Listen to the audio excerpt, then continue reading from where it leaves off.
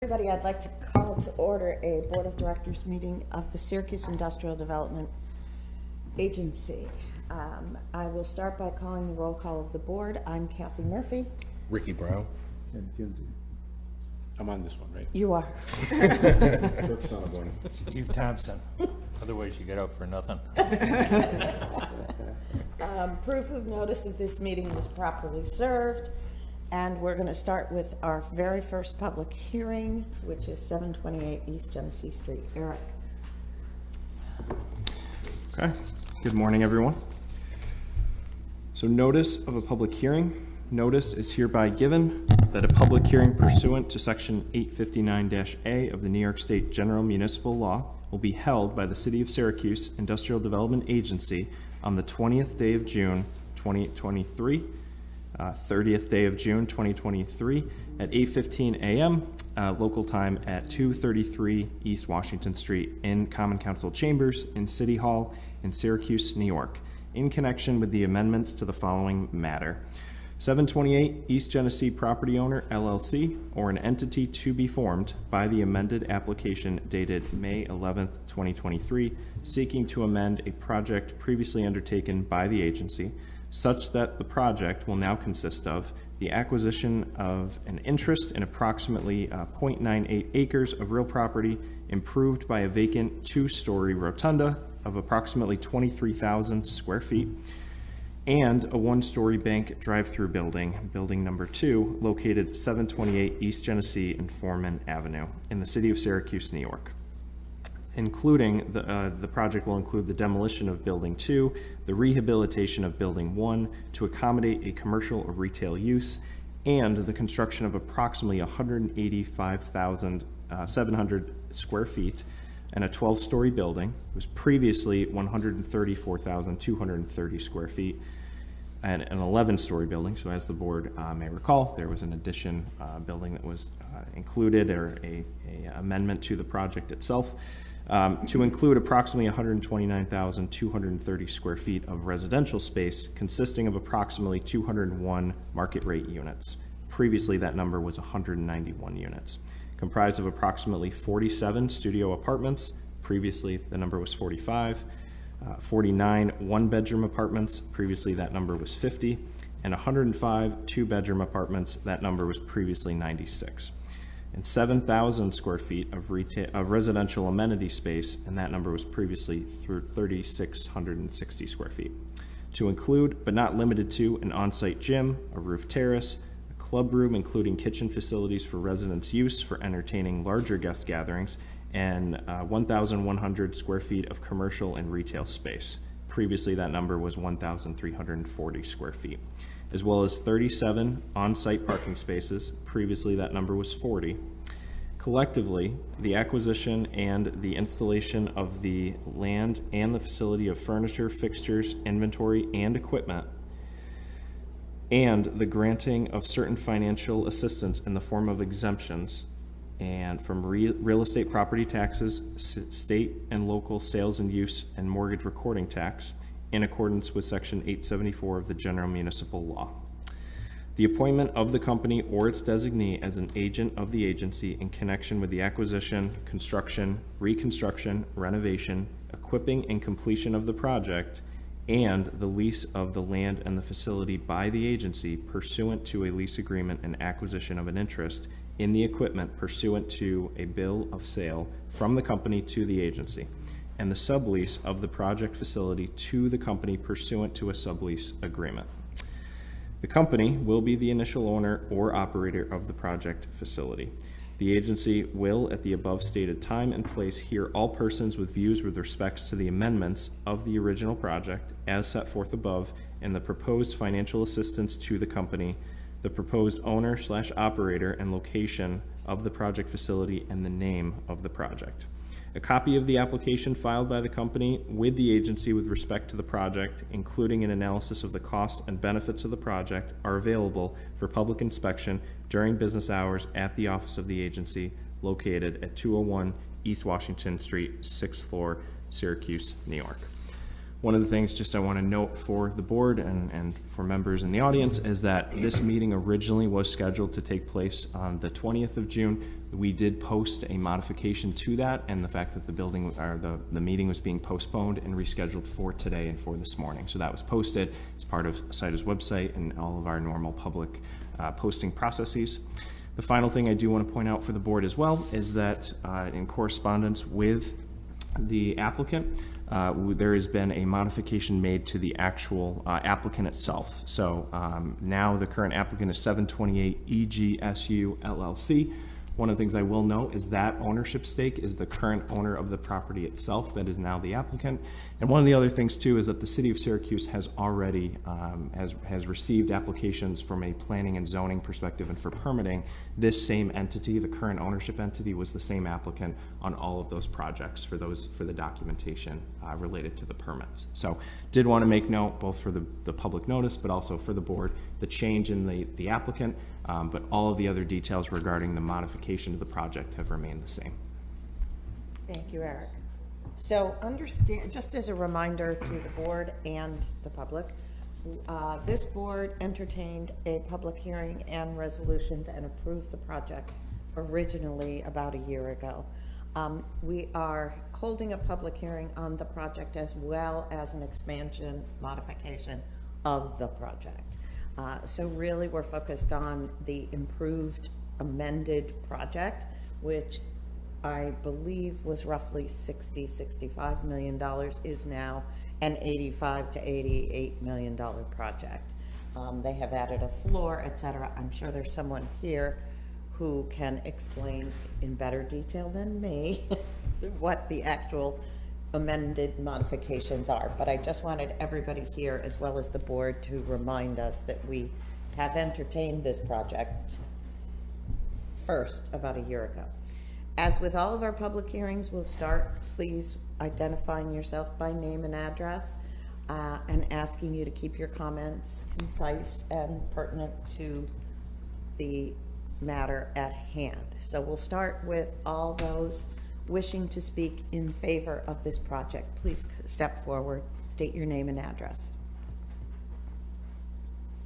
Good morning. Jeff Davis with Barclay Damon, 125 East Jefferson Street, I think it is. I always forget the address now that I work mostly from home.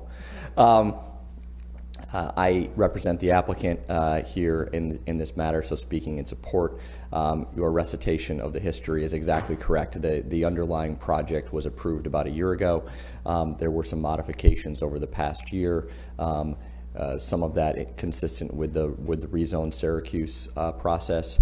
So the addition of additional rooms and a floor, modification of some of the parking, primarily eliminating parking stackers, which turned out to be not a great idea.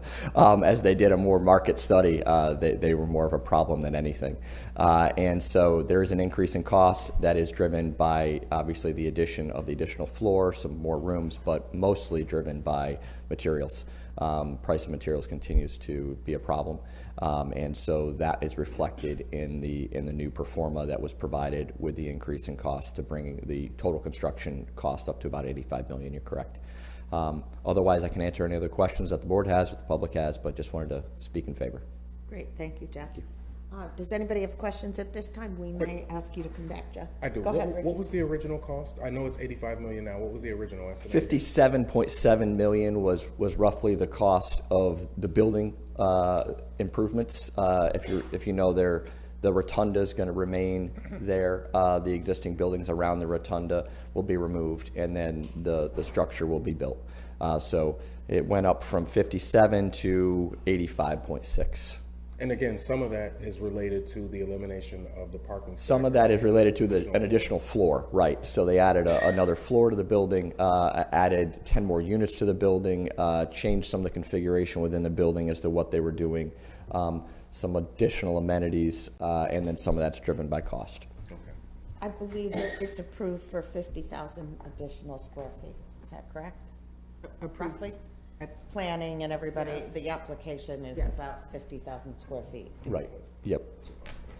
Yep, Dirk? Jeff, can you share with us the anticipated number of parking slots, how you think they're going to be dealt with in the neighborhood, and I understand why the stacking didn't make sense. Right. But, so you're gonna have all these units. There's on-site parking that is available. I think 37 units was the number that was laid out there. They did secure 125 units off-site nearby on East Genesee. Then, so those will be, parking available for residents of the facility. Other than that, it would then be consistent with rezone that does, between those two things, that's probably better than what rezone has in terms of parking requirements. There are secured places down the street. Yes, correct. I believe, just for the record, if anyone cares, that rezone would have a 0 parking requirement at that facility. Right. I have a couple quick questions. Jeff, the rotunda is, can you confirm that it will remain as it is in character, Yeah. structurally, et cetera? Yes, that's the goal and the plan. It's also one of the things that makes this project probably the most complicated to construct, and it would be a lot easier if it was to be removed. But that's not what Syracuse Common Council. That's not what Syracuse wants. That's not what the Historic Commission wants. And so it will remain, and it'll be the exterior. Will be preserved, improved but consistent, and then the inside. The plan is to use that as the commercial space. Okay, great, thank you. Any other questions for Jeff at this time? Okay, we do reserve the right, Jeff, maybe. Of course, yes, no problem. Thanks. Thank you. Anyone else wishing to speak in favor of this application? Last call for anyone in favor. Is there anyone wishing to speak in opposition to this application? Last call, anyone wishing to speak in opposition? Any further questions, comments, or concerns? Yes, Aggie. Will this project have the same labor requirements, even though it was passed a year ago and now is amended? Will it?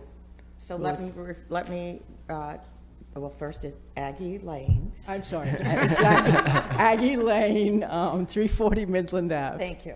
And Aggie's question pertains to a new policy by the IDA implemented January 1st, which has two key requirements. One is a requirement that 10% of the construction workforce be residents of the city of Syracuse, and 10% of your total benefit package be expended with MWBE vendors in our area.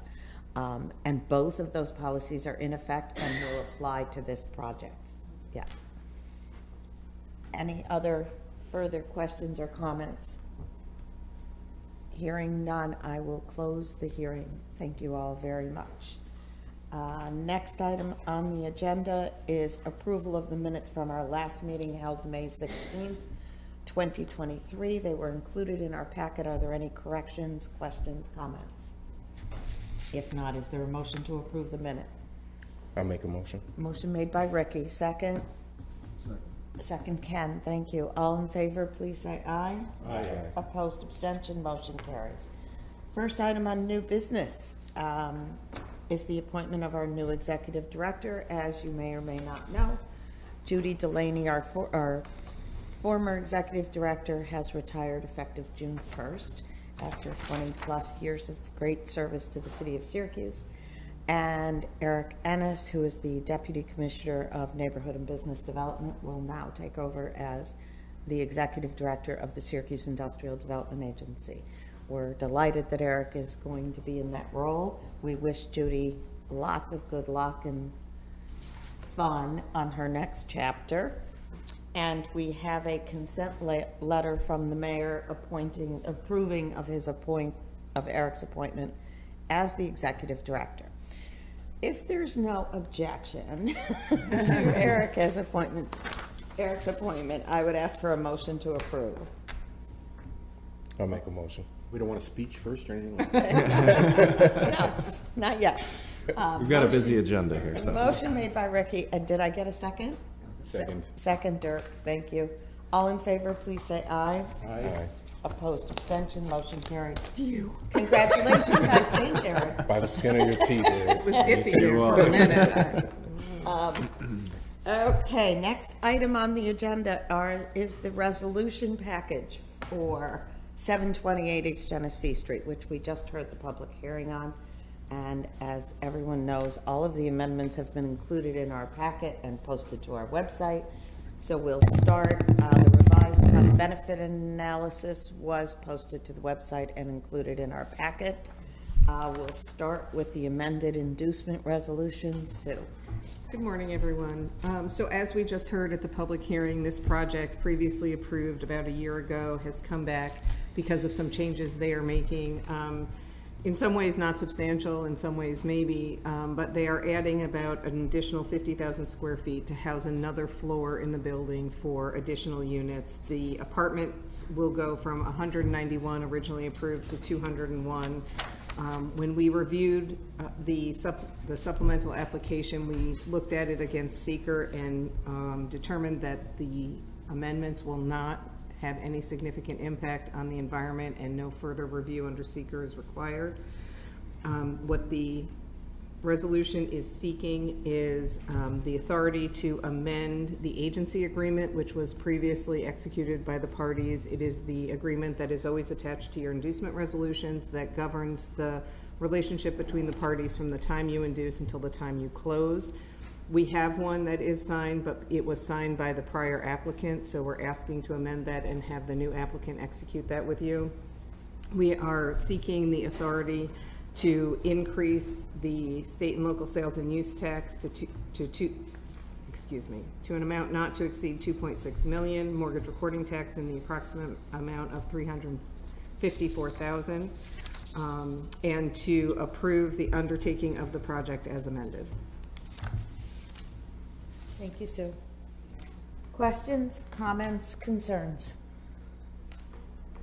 Hearing none, is there a motion to approve the inducement resolution?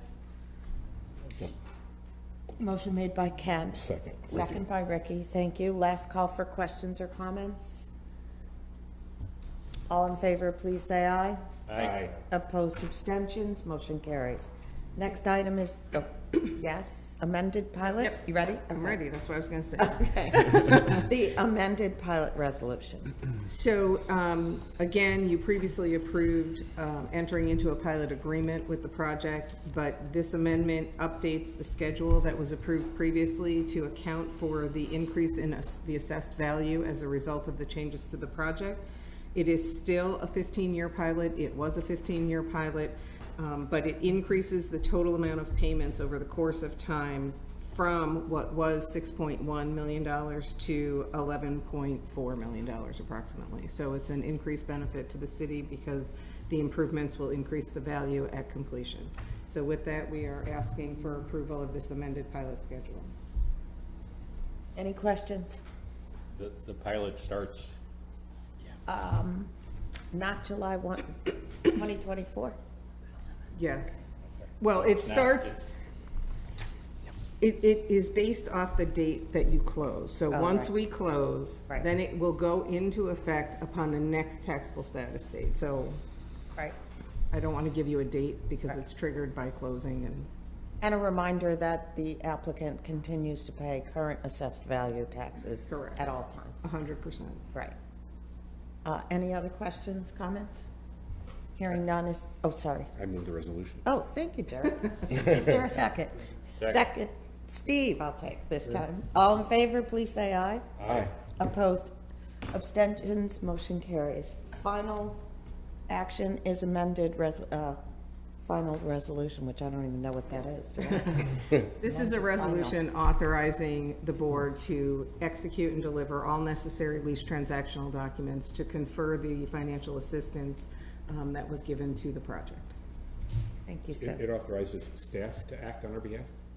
Sorry, I didn't understand what you said.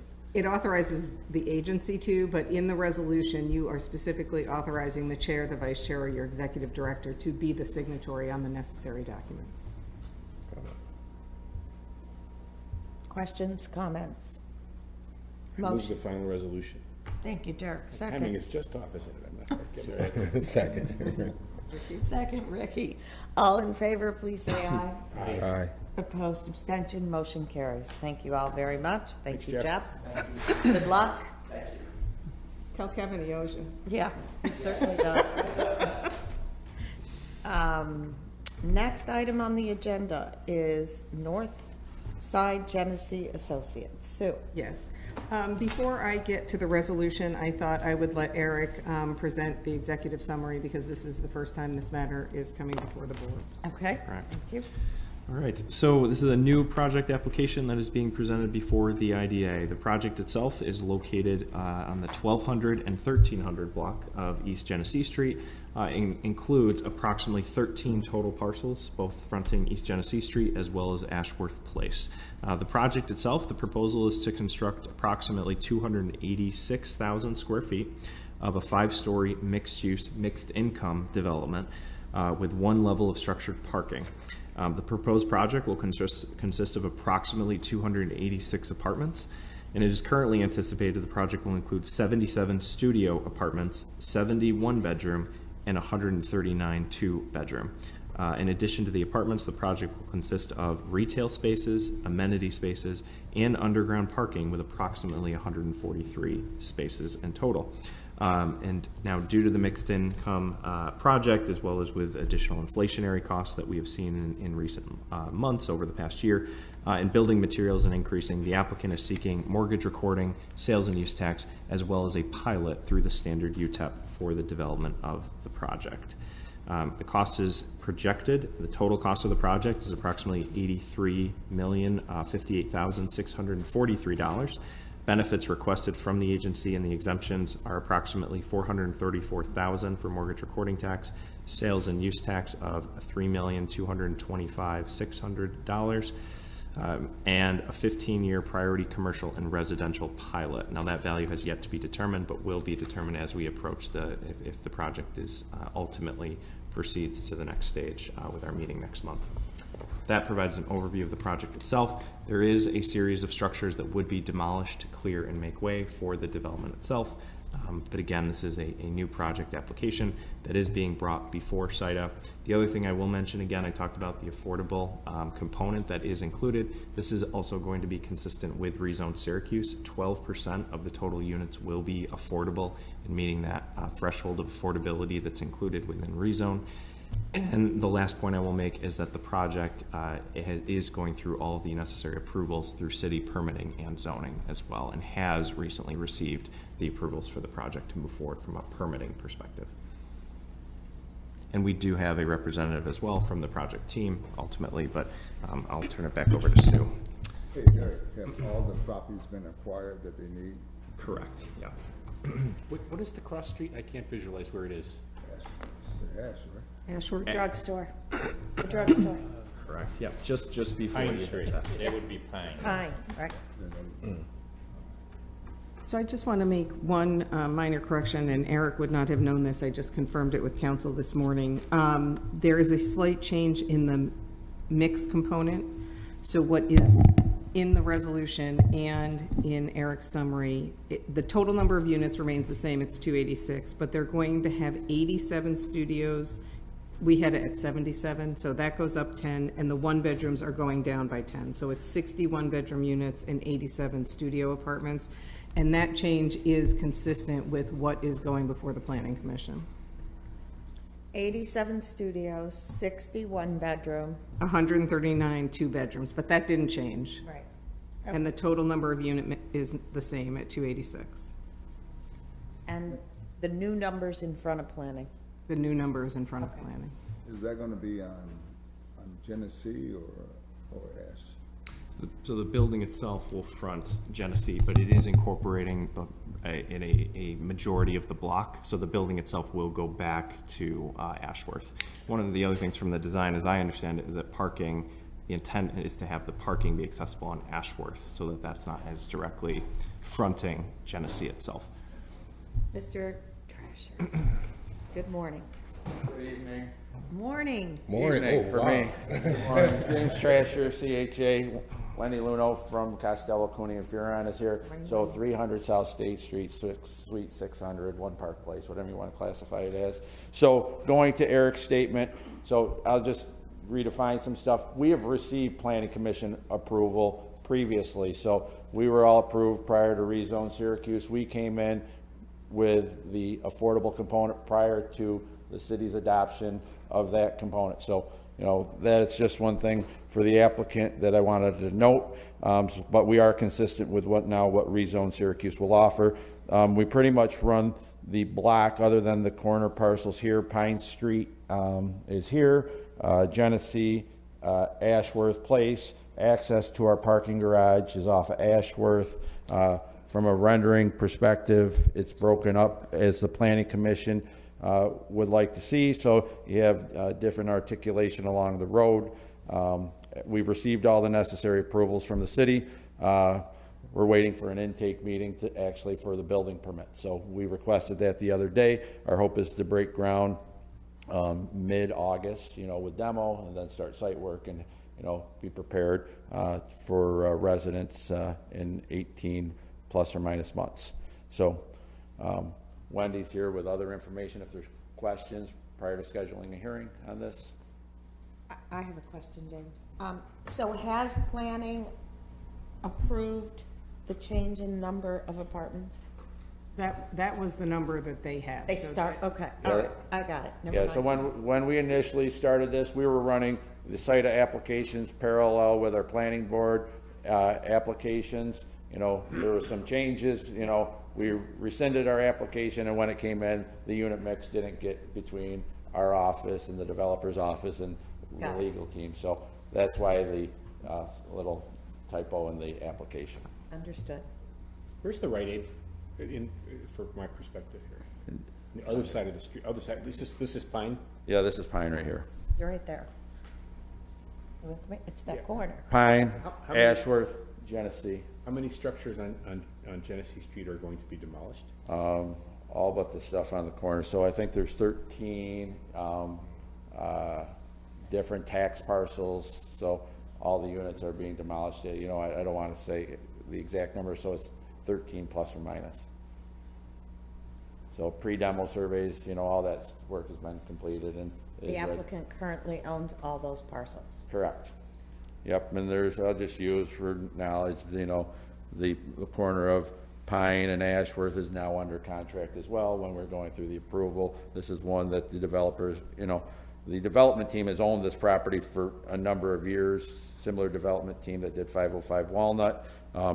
They had been trying to acquire this piece. It's now under contract. It's not part of this application, but just, we might come back in the future adding this parcel to both the city's approvals and these, but that's yet to be determined, so.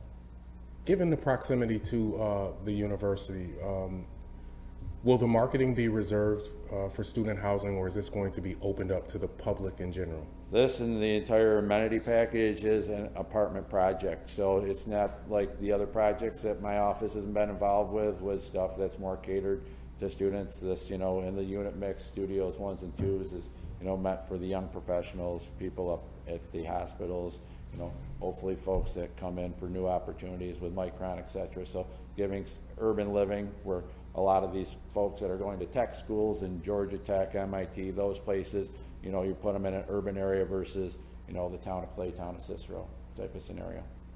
I mentioned that just I've worked with a few of the neighborhood groups who, obviously this conversation is delicate in terms of tipping the neighborhood and the new amount of student housing that has kind of gone up in the neighborhood. So good to hear that it'll be opened up in terms of marketing outside of just student housing. Yeah. And I just go into rezone Syracuse and the transition of MX5, MX4. This is sort of the cutoff line that, you know, the zoning and planning staff had in terms of large density development. As you continue down Genesee, it goes into smaller apartment mixes and then back into the single family residential. So this is really sort of that cutoff point. I have a couple of questions. The previous projects in the neighborhood, we've gotten the neighborhood associations endorsing projects. Well, yeah, so as part of the approval process, we met with the East Genesee Regency Association. They endorsed the project, because a lot of the stuff that came into gets into parking along, the corridor. So we've met with them. We meet the parking ratios for the project, and so we have the approvals. So under rezone, we would be better, but the developer here still feels, even with Uber, Lyft, there's still the need for cars to be able to be parked, so it's a good ratio and a good mix. So we have their endorsement, and I guess there were several other letters of support that we submitted when we were going through the approvals, and I can provide those at the public hearing for this, so you can have those. We have letters of support, I think, from 3 councilmen and women from the city as it relates to this, the district council, and then the adjacent ones as well. So we can provide. Thank you. Anything else, Chair? I do have a question for Eric Yep. regarding this. So Yep. just a sense, I'm not sure, I guess you're gonna give us the best information. We've seen a tremendous amount of these, this kind of development. Have we gotten to a point where we need to be concerned about the saturation of studio 1 and 2 bedroom apartments on the Genesee Street corridor? So it's a good question, Dirk. So one of the items that we're also going to talk about later, the city of Syracuse has been undertaking a housing study that is looking more citywide, but also looking at the types of housing that are really the most needed right now and taking stock of what we have at the moment. So we just completed phase 1 of that study. We're preparing to enter into phase 2. I think that as we're looking at the current city housing stock as well as what's needed, there is a significant need for additional 1 and 2 bedroom units, 2 bedroom in particular, which is one of the things that differentiates this project from, as James mentioned, some of the more, sometimes with the student housing project, you'll see 4 beds in a single unit, 4 or 5 beds. And so in this case, this project, which incorporates studios, 1s and 2s, is something that there is a need for that. There's still a need for that on the east side of the city and still citywide. And the fact this project is being it's opened up, and it will be open to the community, and then including the affordable apartments as well. This is the type of more inclusive housing that certainly the city's vision is moving towards.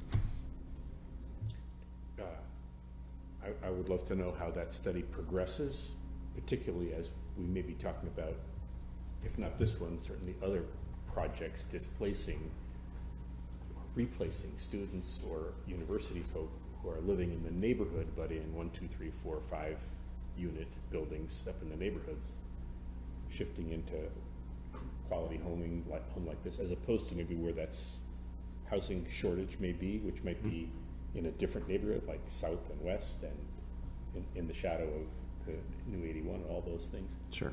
Obviously, do you have any sense as to when that study will be completed? So it's a 2-part study.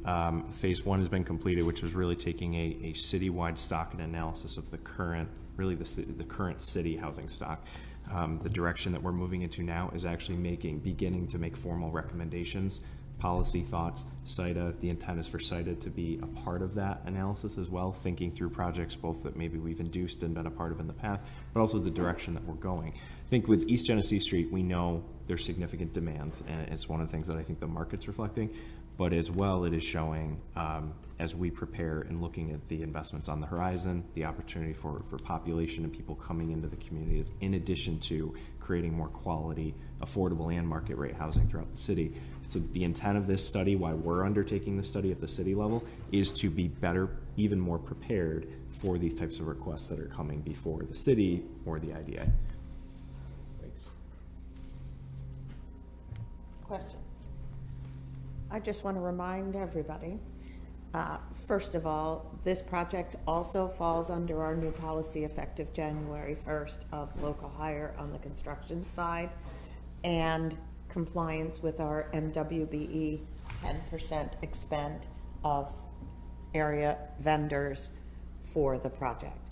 In addition, as James pointed out, this project has come forward with a 12% set aside on a workforce, affordable, I never know what the right word is anymore, but units that will be at approximately, as I understand it, 80% of the AMI for the city of Syracuse, which will be, I believe, our first project we are undertaking with that set aside in place. So I just want to remind everybody those 3 new items will be a part of this project. We are being asked now to entertain a motion to authorize a public hearing for July 18, I think it is, At the next meeting, at the next meeting, right? with the changes to the unit mix. Right, Reflected. with the changes reflected of 87 studios, 61 bedroom, and 139 two-bedroom. Is there any further comments, questions, or concerns? I'd move we have a public hearing. Dirk makes the motion to approve the resolution for a public hearing. Second? Second. Second, Ricky. Thank you. All in favor, please say aye. Aye. Opposed, abstention, motion carries. Thank you very much. We'll see you next month. All right, next item on the agenda is Beacon Armory. Sue? Yes, so this project was previously undertaken by the board in 2021. It is located at 120 Walton. It is a mixed-use facility with approximately 17,000 square feet of commercial space and 30 residential units.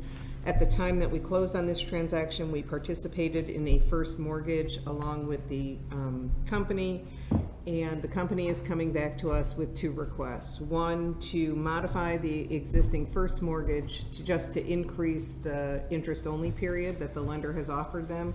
And two, they are taking out a second mortgage to complete the project, given the increased cost. So the first mortgage was in the amount of 6.5. They are looking for us to participate in a modification of that. They are also looking for us to participate in a second $1.6 million mortgage, and they are seeking the associated mortgage recording tax exemption for the second mortgage in an amount not to exceed, I shouldn't say that, in the approximate amount of $11,753. All of this, I would say, is anticipated in your documents. Your leases specifically provide that the board will cooperate in the financing, refinancing of these types of projects. Just to remind everybody, it's the Empire Brewery building. Yeah. Any questions, comments? Is there anyone here wishing to speak on the request? Scott Lickstein, Newman and Lickstein, 109 South Warren Street. We're at the State Tower building. I think Susan said it quite clearly. The major reason for the ask here is because material costs have increased. I think you've heard that earlier this morning. And therefore, the request to Solvay Bank, who is the lender, who has granted that request for the additional lending, it's a little less than 1.6 million, and we would like the participation of this board in order for that request to move forward. Thanks. Great, thank you. Any questions, concerns, comments? Thank you very much. Thank you. Hearing none, is there a motion to approve the resolution amending the modifications and the documents for Beacon Armory? And to approve the participation in the second mortgage. Oh, sorry. I'll make a motion. Thank you, Steve. Second? Second. Ricky, last call for questions. Hearing none, all in favor, please say aye. Aye. Aye. Opposed? Abstentions? Oh my God, maybe I'm dying. You're not that lucky. Motion carries. Thank you very much. Next item on the agenda, 1970 West Fayette Street. Sue. Yes, good morning. This project originally closed in November of 2021. They are coming back now seeking simply an extension of their appointment. They are not asking for any additional financial assistance, just a little bit more time to use the financial assistance that was approved. So they are looking for an extension of their sales tax appointment through July 2024, and they have indicated in their correspondence that they're confident they can complete the project within that time frame. July or June? Through June. Oh, I'm sorry, June. It was a J word.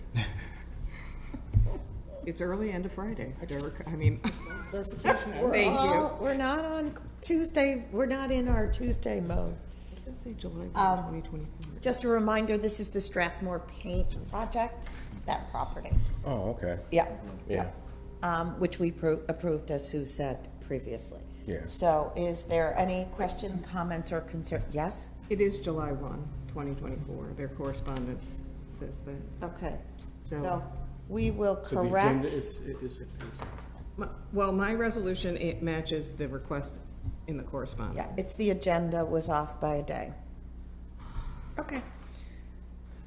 So we are amending the request to authorize the resolution to approve sales tax sales tax Appointment. benefits appointment through July 1, 2024 for 1970 West Fayette Street. Is there a motion? I'll make a motion. Thank you, Steve. Is there a second? Second. Second. Ken. Any further questions or comments or concerns? Hearing none, all in favor, please say aye.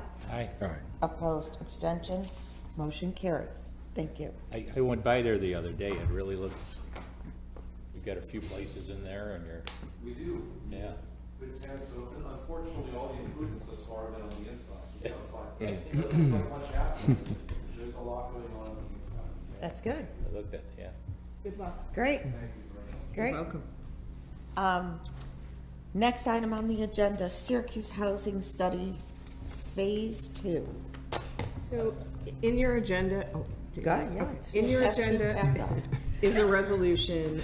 The city has approached the agency to partner with them in the undertaking of Phase 2 of a housing study. As you heard a little bit earlier, Eric, in response to a question raised by Dirk, the city previously undertook a global housing study. We're calling that Phase 1. That has been completed. It was an overview of where the city is currently, identifying the serious need for affordable housing in the city, and, well, that's what it's telling us. The difficulty getting those kinds of units created, the different housing stock, all of that is encompassed in the first phase. What the second phase of this study is intended to do is to come up with recommendations, how best to leverage financing, how best to approach the needs that we saw coming out of the first phase study. Eric certainly can answer any specific questions about that. The total cost of Phase 2 of this study is $270,000. What the city is requesting is twofold. One, that the agency agree to partner with the city in undertaking the study and covering the costs, so that they're asking that the agency dedicate up to $137,500 of unencumbered funds to undertake this study.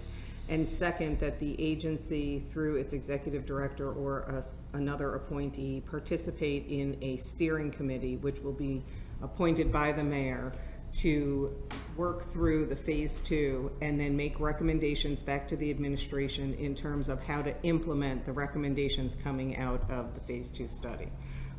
In the audience is Michelle Stepanski from the city, who is leading the charge on the study and certainly can speak to any questions you have or where we are in terms of those. Morning, everyone. Michelle Sapiansky, Deputy Commissioner of Neighborhood Development. I think Sue gave a pretty good overview of kind of the first phase of the study. I think what we were really looking to establish with that was kind of the fact-based foundation. I think some of the key findings, Sue obviously spoke to the affordability piece, but I think also a really key challenge that was identified within the first part of the study was the extent to which the market gap is also a really big problem that we have here in the city. So overall willingness to pay is much lower than what the cost to build and properly maintain is, whether you're a small property developer or a large multi-unit, more commercial property person. So what we're really kind of trying to do with the second phase of the study is to develop a much more prescriptive, geography-based kind of set of tools of how we would be looking to proceed with an overall kind of housing plan and strategy for the city moving forward. As you said, we'd be looking to bring that back to the administration and ultimately the Common Council to look to adopt. I'm certainly happy to speak to any other specific questions that folks have about either the first part or what we're looking to do kind of in the second phase. What actually came out of the first phase? Right, so Michelle, can you I asked Michelle, the first phase I believe is now final. I saw a draft a few weeks ago. I believe they've made the corrections, whatever additions they're gonna make, so they now have a final. And I asked Michelle, when it's convenient for the board, she's more than willing with Eric to spend a half an hour, and go through the highlights of the result of that phase one, which I think is critically important for all of us, because it is, as Michelle said, the foundation for what they're looking to do in phase two. Phase two being, how are we going to fix, help, encourage, incentive, motivate, etc., problem solving to what we found in phase one. I think Is one that of fair? yeah, totally, and I think one of the biggest things, kind of overall takeaways as far as recommendations, we did ask the project team as part of the first phase to kind of give us some guiding principles for what we need to keep in mind as part of a strategy phase. I think the number one thing within that was just the need for the status quo. The status quo is not going to be able to maintain for us to be able to kind of come up with something that works for Syracuse. There is not a federal program from HUD that is going to get us out of this. There's not a state program from New York State that's going to solve this problem. This is really a local challenge that we need to kind of figure out how we can best leverage our tools all around. And so I think that's part of the reason for obviously site as a huge component of that, and thinking about how do we really do some intentional mixed use, mixed income development is a really, I think, important piece kind of moving forwards for us. So.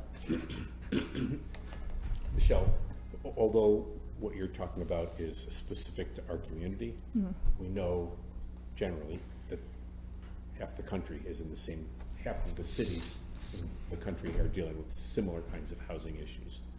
There are, I think that's fair. I think what this kind of called out pretty clearly is that the city of Syracuse, both the city of Syracuse and also kind of the broader county region as a whole, and many metrics were lagging behind many other places in the country. So we are not at what's considered a healthy mix of both market balance and affordability balance.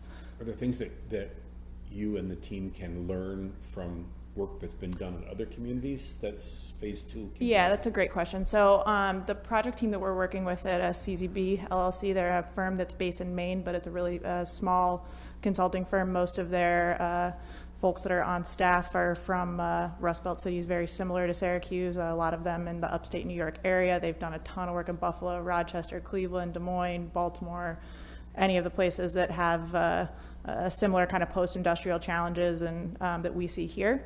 I think what they have really kind of driven home for us is that there's certainly components in other places that we can kind of look to and learn from, but there's not a we cannot get around the fact that we need to think about what does a transformation for us look like, and how do we kind of become our best version of ourselves here locally.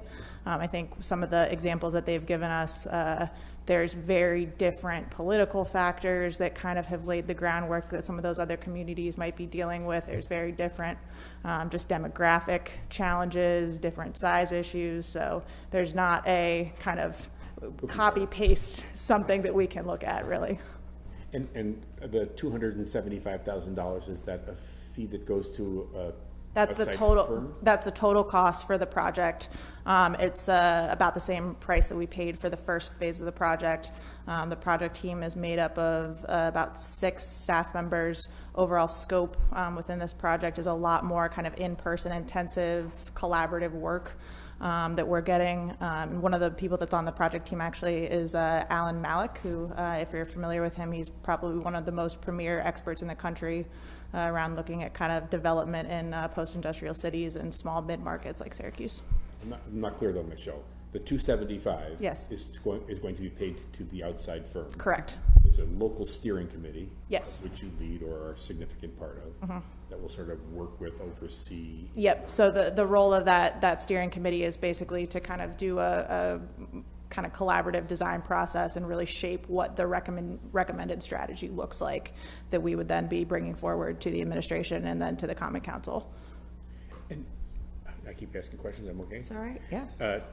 Will we have the same access as city administration to the results of the research?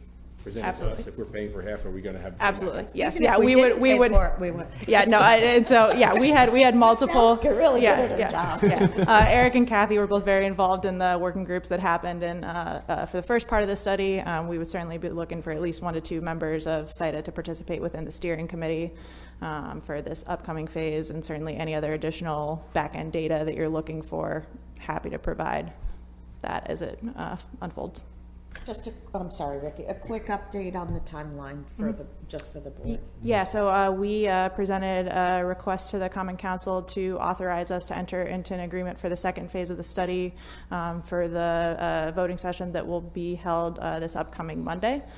So there was no concerns that were raised at the study session on Wednesday. So the Common Council is aware that we were also making this request to the CITA board and has asked us to kind of report back on whatever you decide. But timeline-wise, we would be looking to start the beginning of August, just to kind of kick off the project, and then would be wrapping up by the end of April 2024. Okay. That kind of answered a little bit of the question that I had. I wanted to know, in terms of coinciding with the completion of this phase in I-81, how much of I-81 and other projects that are on the horizon taken into account when you're factoring in this new phase or strategy? Sure, I think definitely all of the things are kind of on the table, right? So the goal of what we're doing is really take a holistic look at all of the moving parts and pieces that we have, and really, I think kind of some of the strategy principles that were recommended within the first part of the study is really think about where can we be making sure that we're doing a comprehensive block level redevelopment, where you're taking, you're identifying kind of more of like what is the intervention that needs to happen for every single piece of property within a very tight block radius, making sure that you're building off of kind of assets and areas of opportunity, kind of places that where we have existing strength that can be leveraged.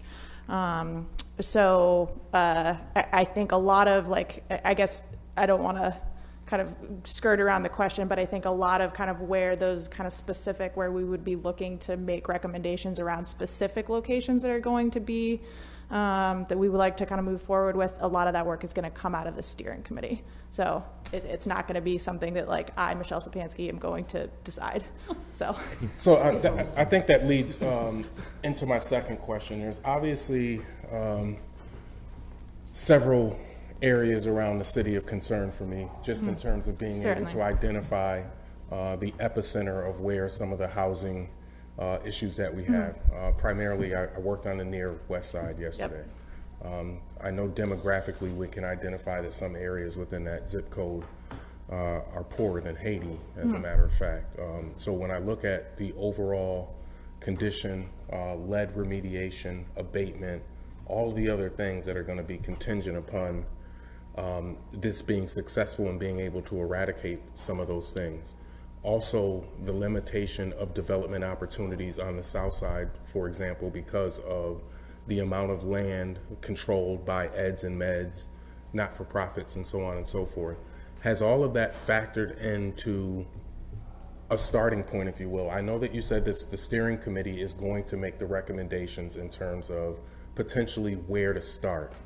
Have we identified the most critical areas, in other words, where this would make the most sense to implement, if you're going to phase out, where we're going to start versus where we're going to end? Sure. So I would preface this by saying I think every neighborhood within the city needs something. So not everyone needs the same thing. Everyone needs something.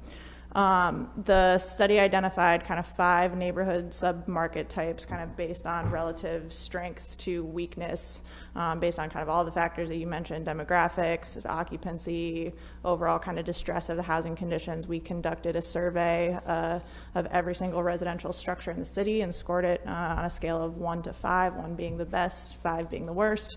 About a third of the properties in the city showed signs of visible distress just from those exterior surveys, and it is estimated that the cost to cure just that alone and catch up on deferred maintenance is roughly $3 billion.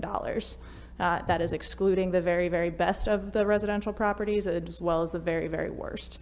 So to answer your question, all of these things have very, very large price tags associated with them, and I think the work of the steering committee is going to be to figure out, understanding that that is a price tag that we will never be able to just apparate from the sky. That's roughly 3 times more than the aggregate household ability to pay for housing in the city in a given year.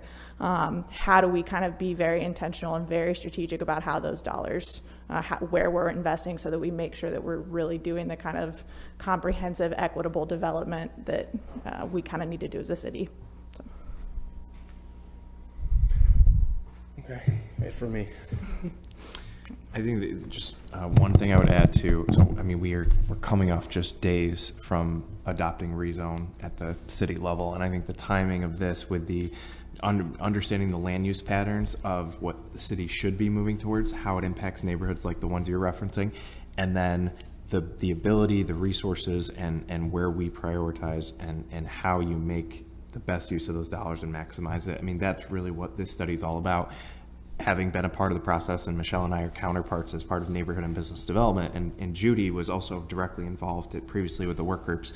The housing definition is all encompassing. I mean, the city is building single and 2-family homes, which Michelle is directly a part of leading that effort. We oftentimes, you'll find, are more involved in a lot of multifamily housing and mixed use developments. All of this needs to be taken into consideration holistically to really create more vibrant neighborhoods. And the study has been, I think, very eye-opening, but I think phase 2 is where you actually start to get into what you're referencing, which is like, how do we make the best use of our dollars, and what's the real strategies that we take? So I have found the consultant to be extremely competent, but also really forcing us to look at things in ways that we, I think, traditionally just haven't in this community. So, Do you think at the end of the $275,000 expenditure that we're gonna have the plan, the recommendation, what we should be doing? Yeah, I think we'll have a very, very good blueprint of kind of what needs to be done for at least a 3 to 5 year plan. So I'd make the motion. Here we go. Is there a second? Did I hear, just a question, did I hear the timeline on completion of the? I think next April. April 2024, potentially. Starts in August. Correct. ends in yes, April. yeah. From there. Yeah. Starts in August, goes to April. I got a question. Like with the first plan, phase 1, have you looked at that, Kath, or I seen have, it? yes. And you on board with what you're seeing there? I am, and I cannot say enough times and urge enough, and I'm hoping the July agenda will be light and we will be able to schedule 30 minutes with Michelle for you all to see it. It is challenging, enlightening. It confirms what you sort of might think just driving home, but on a scale where you go, wait a minute, okay. So I think they did a great job. It's clear, it's concise, it's pretty direct. It doesn't sugarcoat.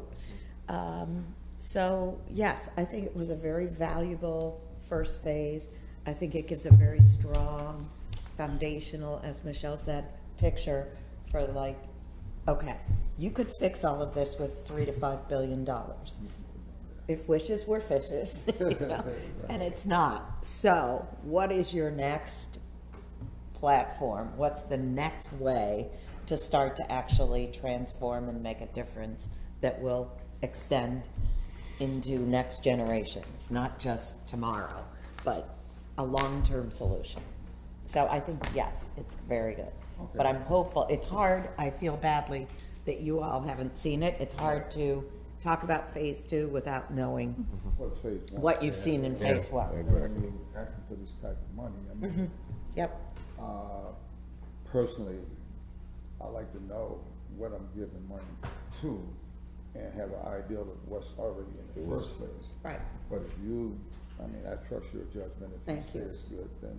And I will, at the time that we put it on, or discussed it, Michelle and I, her request, I didn't know, or I hadn't known that we were final for public release on phase 1. If that's the case, then I can electronically transmit today. Yeah. Phase one, Michelle can transmit it to all of us. Yeah. So you'll have it electronically. It's a lot, it's big, it's much more effective if we have Michelle or somebody going, the highlights are. Well, if you say it's okay, then I'm good. Well, thank you very much. Steve, I believe you made a motion Yes. to approve? No, Or no, Dirk? actually And Dirk Ricky did, I'll seconded. second it. Ricky seconded? Okay. Any other questions or comments? Yes, Barry. Yep, name and address, please. Barry Lentz, 1011 Westcott Street. I'm also a member of the Planning Commission, and so the reason why I wanted to address the board is that if you are going to have a discussion in July, if perhaps you could invite members of the Planning Commission, the Zoning Appeal Board, and the Landmark Preservation Committee to participate in that discussion, because I think it would save some time, because we're going to have many of the same questions, and rather than having Michelle do presentations to all of those boards, I think that might be an efficient thing to do. We're having a whole big party Good move, for Michelle now. Okay, great. As I said, it'll be a little bit contingent, Barry, on our July agenda. If it's, too big, too long, we may have to pick another date. But it'd be great to have us all together. I agree. Good idea. Any other comments, questions, concerns? All in favor, please say aye. Aye. Opposed, abstention, motion carries. Thank you, Michelle. I would suggest that we prioritize it, Okay. but, without regard to whatever else is on the agenda, if we have to extend our meeting from 60 to 90 minutes or 90 to 120 minutes. No problem. So that we can spend at least 30 minutes hearing and seeing, so we know. Okay, no problem. Don't make other plans on the 18th. Thanks, Michelle. Thank you very much. Thank you, So, Michelle. for purposes of just public record, if that meeting is to happen and all of those agencies are to attend, each agency will have to notice it as a public hearing, because you will have more than the appropriate number of people gathering in one place. So that's, we'll put in any communication to those individual boards, we'll note that for them. If, Okay, sorry. thanks so much for Yeah, that. yeah, just try to keep everybody on the right side of the line. Okay, last item on the agenda is our UTEP policy. You may all recall that we had done some work on an amended UTEP that went into effect, I believe, January 1, January 1 this year. And it included, as importantly, amendments to our UTEP, but as importantly, our two new policy requirements that you heard us speak about project by project this morning. And I will note for that we should have a report at our July meeting on the two new policy things from the CODA Teaspoon Project. They will be required to report to us July 1. We should be able to share some data at the July meeting with the board. But as an aside, our new UTEP went into effect January 1st. We opted for a variety of reasons, not the least of which was the housing study that was being undertaken, as well as market conditions and the volatility of money, as we like to call it. It was just not, it didn't seem that we were in the right time frame for that UTEP to go into effect. So we kept the policies and we moved the effective date of the UTEP to July 1st of this year. We would like to amend that to September 1st of this year for two reasons. The first is to now make sure that we did the correct compliance with the new rezone requirements. We want to be in line and conforming with rezone, not at odds, so that when somebody is doing a project, they've got two separate things happening. No, we want all of us to be aligned as one. So we have to go back through and confirm that we are going to be fully aligned for the applicants and make any other changes that the passage of rezone may have on our UTEP and pilot requirements. So to do that, Sue and I and Eric feel like we need a little bit more time, since rezone is brand new as of yesterday or the day before. And I haven't even seen the whole document yet, so we'd like to just ask for your indulgence with a vote to move the effective date from July 1 to September 1. You'll see all of the, obviously, the documents and the changes and the recommendations, but we just aren't there yet with the adoption of RESO. That was from July 1 to what, then? September 1. 1st, 2 more months. So moved. Thank you. Second, Ken. Any questions or comments or concerns? If anybody does have any recommendations, please don't hesitate. Call me, send them to me, Sue, Eric, anybody, because we're going to take a deep dive and just make sure we are right on everything. All in favor, please say aye. Aye. Opposed, abstention, motion carries. We do have to go into executive session for the purposes of discussing litigation. It should be brief. I will entertain a motion for that for the purposes of the audience. I don't think we will be long, and it is not the intention of our board to do any further new business or voting business when we return, except to adjourn. You're more than welcome to wait for us, however. So I will take a motion to go into executive session, please. Motion made by Ken. Second. Ricky. All in favor, please say aye. We'll be back.